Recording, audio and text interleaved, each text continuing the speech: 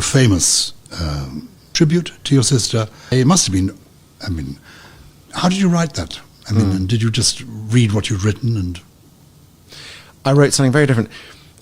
I flew back, I was living in South Africa. I flew back from Cape Town overnight. Very, very sweet stewardess helping me because I was in bits. And I'm sure everyone listening to this has had to deal with very profoundly emotional moments. I like to keep busy. And in those days, I had a big, thick address book. And I thought, I want to find someone who's going to make the speech for her. And I got to Z and I hadn't found anyone. Got off the plane in Heathrow, called my mother. I said, I can't think who's going to give the eulogy. And I got an awful feeling it's going to have to be me. And she said, well, it is going to be you. Your sisters and I have decided it. And on the Tuesday night, I jotted a few things down. Very traditional eulogy. Almost, she was very good at this as a child and all that. And then I thought, well, this is ridiculous. That's not who she was. And then overnight, I must have been chuntering away, and I realized that my job actually wasn't to do that, but it was almost to speak for her. And I knew I'd been left at that stage. It had no legal standing, but I knew she'd left me as guardian of her sons. Obviously, the other parent being alive, that meant nothing, but it meant something to me. That sort of duty, I think.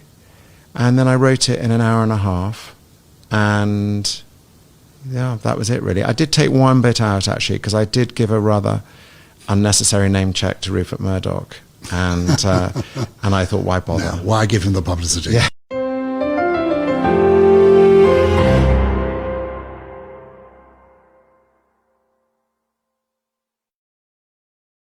It's been over a quarter of a century since Princess Diana's brother, Charles Spencer, stood before the world and delivered one of the most unforgettable eulogies in royal history.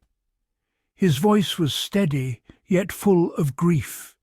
His words, poetic and piercing, carved a truth that no royal protocol could conceal, that Diana had been wronged, and that her true defenders were not in the palace, but in her family.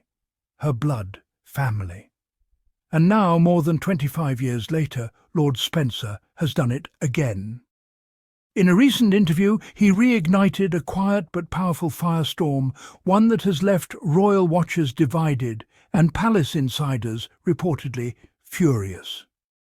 Appearing on Giles Brandreth's Rosebud podcast, the 9th Earl Spencer spoke reflectively about his sister, about grief, and about her two sons, Prince William and Prince Harry. But among his thoughtful recollections came one remark that set social media alight and the royal press into overdrive. He said, quote, "I knew I'd been left at that stage. It had no legal standing, but I knew she'd left me as guardian of her sons. Obviously, the other parent being alive meant nothing, but it meant something to me. The other parent."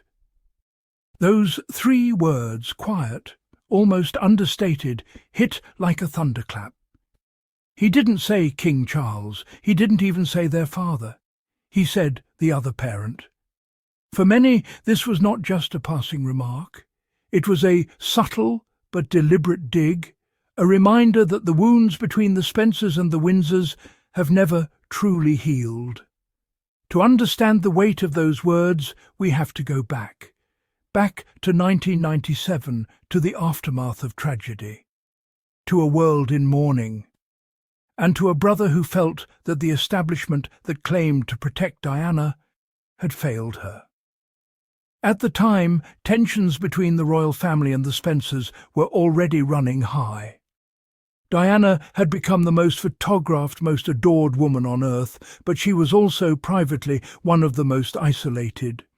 She had given her all to an institution that rewarded her with scrutiny, suspicion, and betrayal.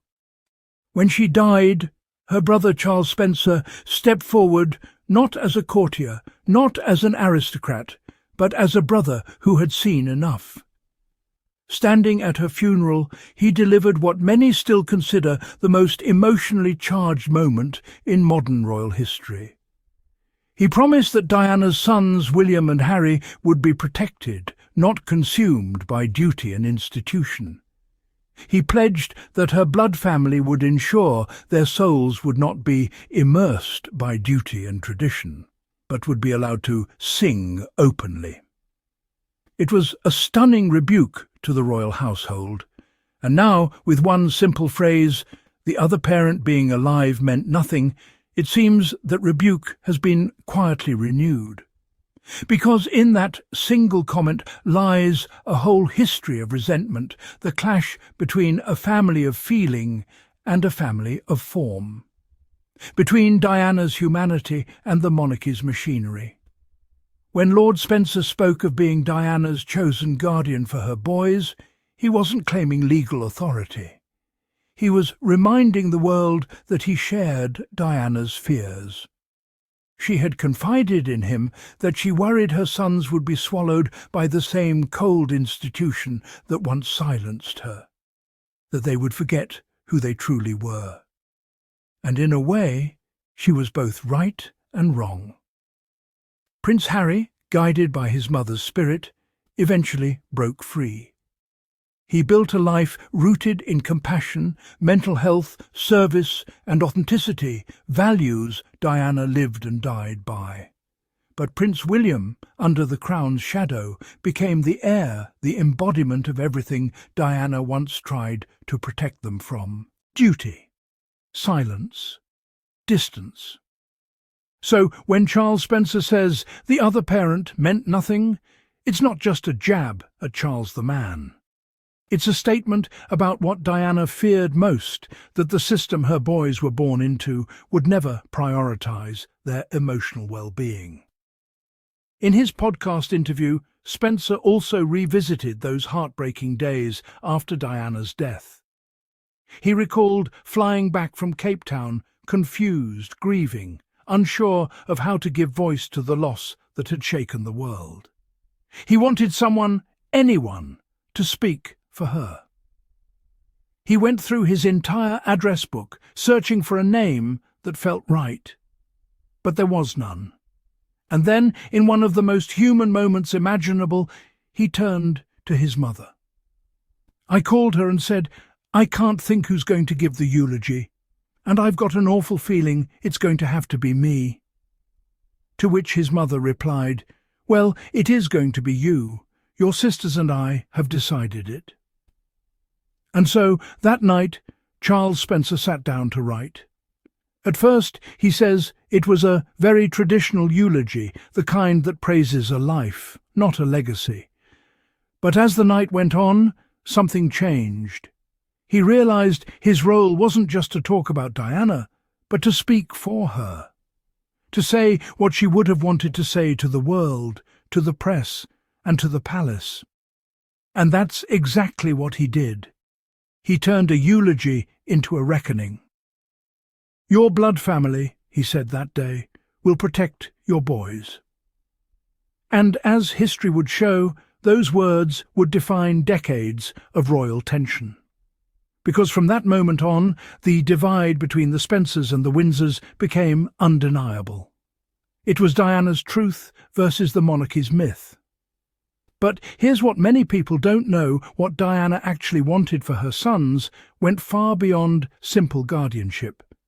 She wanted them to have normal childhoods, to experience life beyond palace walls, to understand that privilege comes with responsibility, not just entitlement.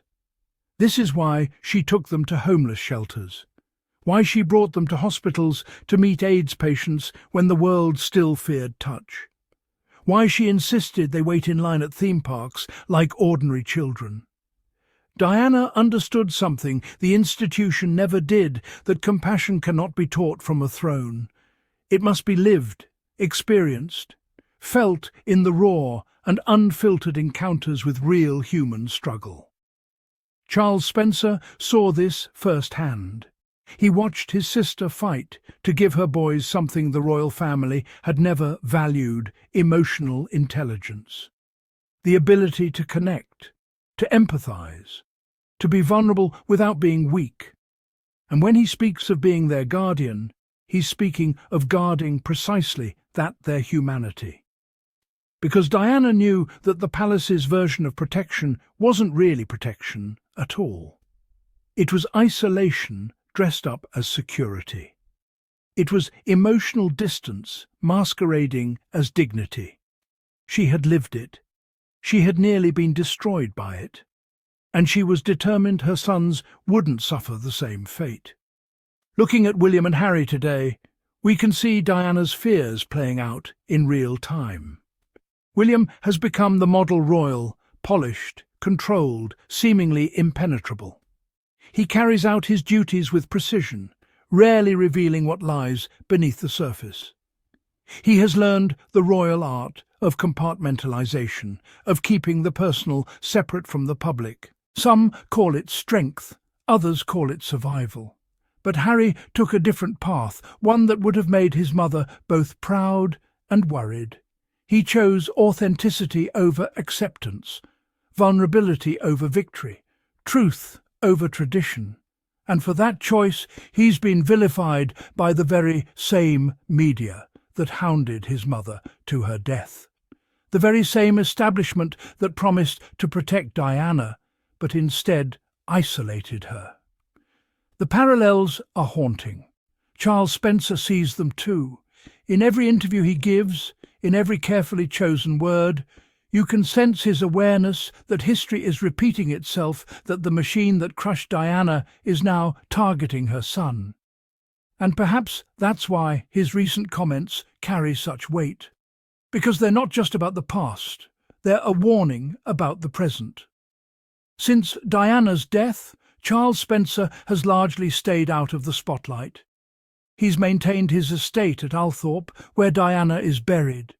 He's raised his own family. He's written books about history and heritage. But make no mistake, he has never stopped watching over his nephews. When Harry was struggling in the military, dealing with PTSD and the trauma of Afghanistan, it was Spencer who quietly offered support. When the tabloids turned on Harry and Meghan, it was Spencer who spoke up about the racist undertones of the coverage, comparing it to the treatment his sister endured. He has been a steady presence, not interfering, not demanding attention, but always there, always remembering his promise. And now, as the rift between the brothers deepens, as William and Harry find themselves on opposite sides of an unbridgeable divide, Spencer's role becomes even more poignant, because he represents what could have been a family united by love rather than divided by duty. A support system based on genuine connection rather than royal protocol. He is living proof that blood loyalty doesn't require a crown. So why did this particular comment create such controversy? Because it strikes at the heart of the monarchy's greatest insecurity, the question of whether they truly know how to love or whether they only know how to reign. For years, the palace has tried to rehabilitate King Charles's image as a father. They've released carefully staged photos, heartwarming anecdotes, touching moments between Charles and his grandchildren. But Spencer's words cut through all of that carefully constructed narrative. They remind us that when it mattered most, when Diana died, and her sons needed a father who could hold them, comfort them, help them process unimaginable grief. There were doubts about whether Charles could provide that emotional support. Diana herself had doubts. She expressed them to her brother. She made him promise to step in if needed. That's not speculation. That's documented fact. And no amount of palace PR can erase that reality. Fast forward to today, and Charles Spencer's reflections carry a new resonance. His statement about being Diana's guardian, and that quiet dismissal of the other parent, speaks to something deeper. To a lingering disillusionment, not just with King Charles, but with what the monarchy represents. He didn't name names because he didn't have to.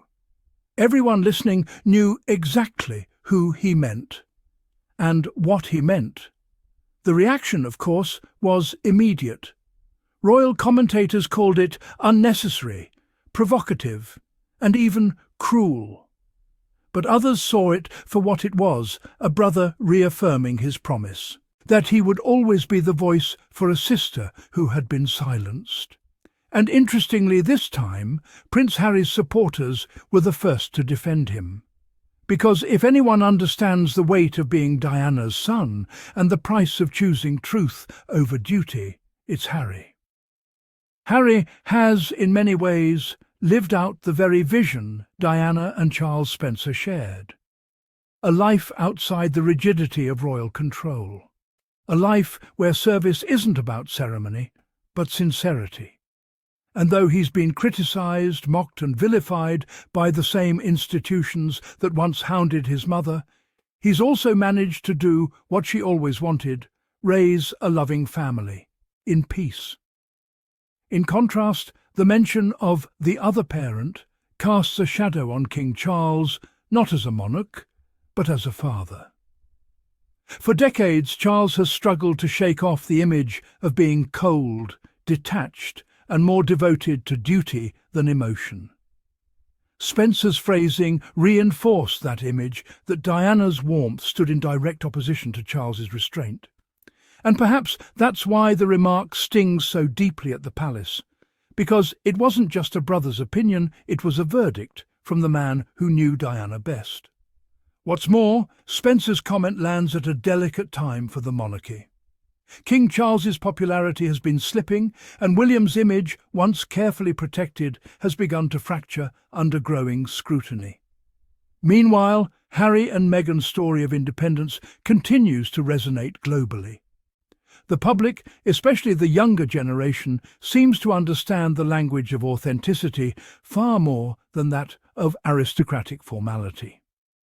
And Charles Spencer, intentionally or not, just reminded everyone where that authenticity began with Diana.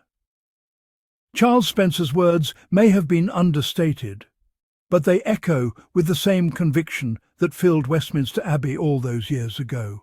That family is not defined by title, that love is not bound by duty, and that truth, no matter how long it takes, always finds its way back into the light. In the end, perhaps what Spencer truly meant was simple. That Diana's legacy was never the crown, it was her courage. And that courage lives on, not in the gilded halls of monarchy, but in the hearts of those who refuse to be silenced, just like her son, Prince Harry. 25 years have passed, but the battle Diana fought continues. The battle for emotional honesty in a world of carefully constructed images. The battle for authenticity in an age of spin. The battle to put people before protocol. Her brother understands this. He's carried that torch since the day he stood at her funeral and promised to protect her boys. And with 3 simple words, the other parent, he reminded everyone that some promises are forever, that some truths cannot be buried with time, and that Diana's spirit, loving, complicated, fierce and free, will never be forgotten, as long as there are people willing to speak her name with honesty rather than reverence. A brother's words, a mother's memory, and a family still divided. 25 years later, the ghosts of the past still whisper through the walls of royal palaces, and once again the name Diana reminds them all that truth cannot be buried with time.